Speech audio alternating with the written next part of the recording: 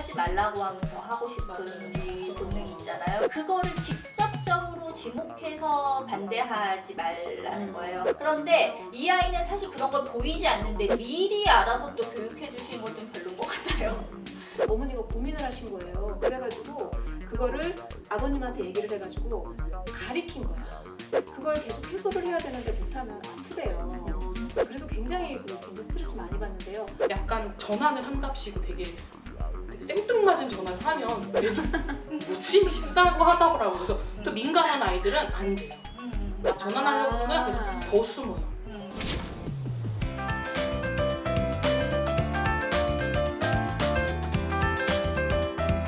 발달장애인 가족들과 함께하는 채널 우리 아이 연구소. 이제 초등학교 2학년 지적장애 아들을 키우고 있습니다. 단도직입적으로 여쭤볼게요. 혹시 아이에게도 자위도 가르쳐야 할까요? 어떻게 해야 돼요, 선생님? 일단 아들을 키우고 계시니까 먼저 여쭤보고 싶어요, 저도. 자위 얘기는 아무래도 남자친구들이 조금 더 많이 걱정하시는 경우들이 많고 부모님들이.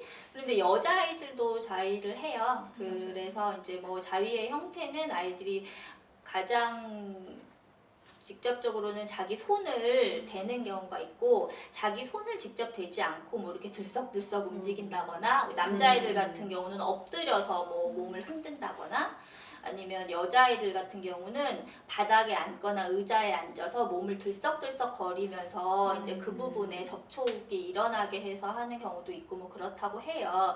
근데 지금 초등학교 2학년인 분의 부모님이 이거를 왜 물어보시는지 의도를 확실히 모르겠어요. 그러니까 우리가 자위라고 하면은 유아기 자위가 있고 이제 청소년기 이후에 나타나는 자위가 있는데, 지금 이 아이가 발달 장애가 있는 이제 2학년이라서 그 유아기 자위가 아직까지 조금 이어지고 있는 부분인데 지금 어떻게 해야 돼요를 궁금해하시는 건지, 아니면 얘가 이렇게 거의 클 텐데 얘가 청소년기가 될 거를 대비해서 뭘 가르쳐 줘야 돼? 이제 그게 궁금하신 건지, 이제 크게 두 가지가 있는 것 같아요.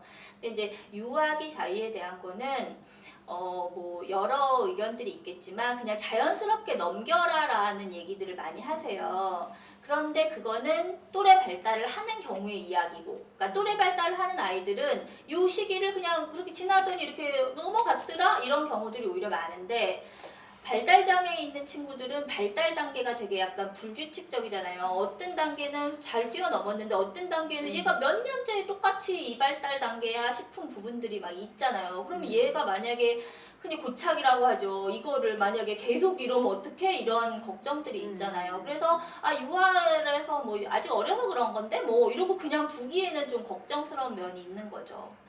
그런데 이 사람 마음이 다 똑같다고 하지 말라고 하면 더 하고 싶은 이 본능이 있잖아요. 그래서 제 생각에는 이게 만약에 유아기 쪽의 문제다라고 하시는 거면 그거를 직접적으로 지목해서 반대하지 말라는 거예요. 그러니까 예를 들어 하고 있는데 너 누가 안 돼. 반응을 그거 하지 말랬지. 너 예를 들어 손대지 말랬지. 그럼 안 돼. 이렇게 해봤자 뭔가 그 제재가 끝났을 때 자꾸 그 생각만 나고 또 손을 대고 싶고 이럴 수가 있는 거라서, 아직 어릴 때 그러는 거는 이 아이가 예를 들어 무슨 이성을 생각하거나 이래서 그러는 게 아니라 어떤 그 촉감적인 걸 거 아니에요. 그러니까 그 행동을 약간 목격했어. 아니면 얘가 할 것 같아. 그럴 때 그거 하지 말지. 이렇게 직접적으로 언급을 하지 마시고 우리 이거 할까? 이거 좀 잡아봐. 이거 좀 들어봐봐. 받아봐봐. 이렇게 해서 예를 들어 만약에 이 친구가 손을 대는 친구야, 그럼 그걸 동시에 일어날 수 없는 다른 일을 시키는 거야. 이 손을 뭘로 딴 거를 쓸 수밖에 없는 일. 그리고 만약에 얘가 엎드려서 그러려고 하는 애야, 그럼 엎드리지 못하게 할 다른 일어나서 뭐 해볼까? 이런 식으로 한마디로 전환을 시켜주는 방법으로 좀 넘어가셨으면 좋지 않을까 하는 생각이 들고요. 만약에 청소년기 이후가 좀 걱정이다라고 하면, 만약에 이 친구가 자꾸 자위를 하려고 하고 뭐 이성적인 거에도 좀 관심을 보이고 하는 친구라면 교육이 좀 필요할 수가 있어요. 그런데 이 아이는 사실 그런 걸 보이지 않는데 미리 알아서 또 교육해 주시는 건 좀 별로인 것 같아요. 그래서 실제로 학교에서도 그런 일이 일어나는데 뭐 중학교나 이런 데서 특수학급 다니는 친구들 있잖아요. 그리고 요새 특수학교에서도 성교육을 하잖아요. 그러면 이 친구는 전혀 관심이 없고 지식이 없었는데 성교육 시간에 뭘 듣고 배운 거예요. 그러고 나서 그 다음부터 유독 그쪽에 관심이 생기고 그쪽 얘기를 많이 한다고 하는 경우들도 있어요. 그래서 그건 뭐 예를 들어 학교에서 하는 교육을 찾아가서 하지 마세요 이럴 일은 아닌데 이제 집에서 부모님이 얘가 아직 어떤 관심을 보이지 않았는데 그거를 얘 말이야 이러면서 이렇게 교육하실 필요는 없을 것 같다는 생각이 들고, 만약에 이제 이 아이가 남자아이고 자기 쪽에 관심을 보인다고 하면 이제 우리가 한마디로 에티켓을 가르쳐 줘야 되는 거죠. 이거 자연스러운 현상이라서 절대 하면 안 돼 이렇게 될 게 아니라 반드시 이 공간에서만, 뭐 아무도 안 보는 공간에서만, 뭐 예를 들면 손을 꼭 씻고 뭐 이런 식으로 몇 가지 중요하다고 생각하는 포인트는 가르쳐 주시는 방법으로 가야 되지 않을까 이런 생각이 들어요. 유아 자위든 뭐든 어쨌든 뭔가 이렇게 신호가 있는데 이 아버님 입장에서 이게 계속될지도 모르겠구나, 아니면 얘가 이게 좀 더 강화될 수도 있겠구나, 뭐 그런 고민을 하실 수도 있을 것 같아요. 저 아는 어떤 분이 이제 이 친구가 고등학생쯤 되니까 이제 그게 왜 청소년기, 그러니까 당연히 남자 친구들은 왜 몽정도 하고 막 이렇게 하는데 이 친구는 이 욕구가 있는데, 그러니까 그러면은 본인이 스스로 이걸 해결을 할 수 있게 해줘야 되는데 얘는 어떻게 해야 될지를 모르겠는 거야. 그러니까 이게 계속 쌓이니까 얘가 막 너무 스트레스를 받아 하니까 어머니가 고민을 하신 거예요. 그래가지고 그거를 아버님한테 얘기를 해가지고 가리킨 거야. 그거를 이렇게 해소할 수 있는 방법을 에티켓을. 그냥 가리킨 거야. 아예 그냥 뭐라고 이거를 그냥 아주 직접적으로 그냥 이렇게 해라 하고 가리켰는데, 걔가 이제 그러고 나니까 그러면 본인은 이제 그게 왜 친구들이 그걸 계속 해소를 해야 되는데 못하면 아프대요. 아프대요 그게. 그래서 굉장히 스트레스 많이 받는데요. 근데 그게 되니까 이 친구가 다른 행동에서도 조금 더 안정이 된 거예요. 오히려.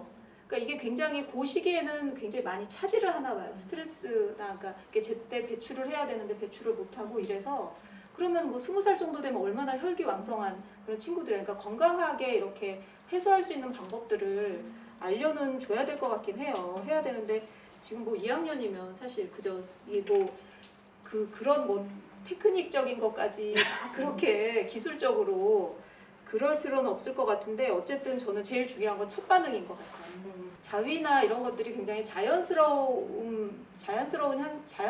그냥 뭐 이런 어떤 그런 느낌을, 그런 반응을 이 친구가 받을 수 있게 그렇게 좀 부모님이 준비를 미리 해주시면 어떨까 이런 생각이 좀 들어요. 저희 아이가 빨라서 그런지, 여자아이라 그런지 2학년이면 만약에 이성한테 관심 보이거나 본인 몸에 관심 보이는 게 그렇게 빠르다고 생각하진 않아요. 요즘 친구들 기준으로. 아, 그래요? 네, 왜냐면 초등학교에서도 다 성교육을 하니까요. 타인의 몸을 만지지 못하게 하는 것부터도 어쨌든 본인 몸을 보호해야 되는 이런 성교육은 이미 어린 시대부터 사실 하는 거잖아요. 시작하기 전이면 저는 일단 자기 몸에 대한 위생을 좀 미리 알려줄 것 같긴 해요. 옷을 어떻게 입어야 되고, 거울을 봤을 때 내 신체가 어떻게 보이면 안 되고, 그리고 조금 혹시라도 모르니까 그 뭐 성교육할 때 흔히들 듣잖아요. 좀 바지를 내리기 어려운 벨트.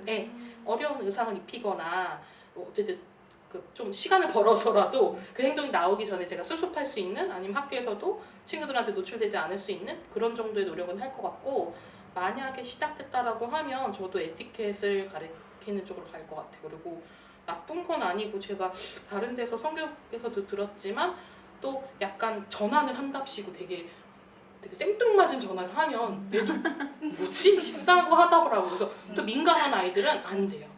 나 전환하려고 하면 그래서 더 숨어요. 더 숨어서 하고 몰래 하거나, 아니면 막 엄마 없는 데서. 근데 엄마 손은 안 닿는데 막 타인 앞에서 그 반응도 즐기고, 우연히 엄마를 피하려고 갔는데 타인들이 너무 많은데 그 반응에 또 집착돼가지고 하는 경우도 있대요. 그래서 조금 뭐 가정에서는 하는 것 같이 이제 느낌이 느껴지면 되게 자연스럽게 뭐 과일 먹을까? 뭐 과일 깎을까? 같이 뭐 이런 식으로 좀 뭐라 해야 되지? 그냥 일상에서 일어날 수 있는 거.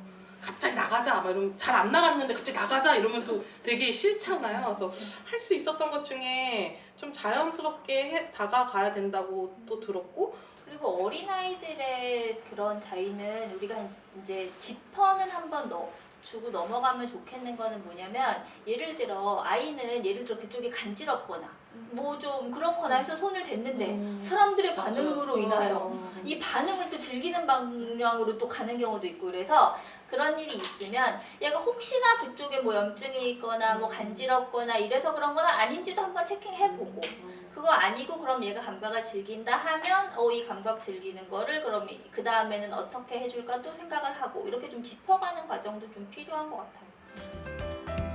발달장애인 가족들과 함께하는 채널 우리 아이 연구소.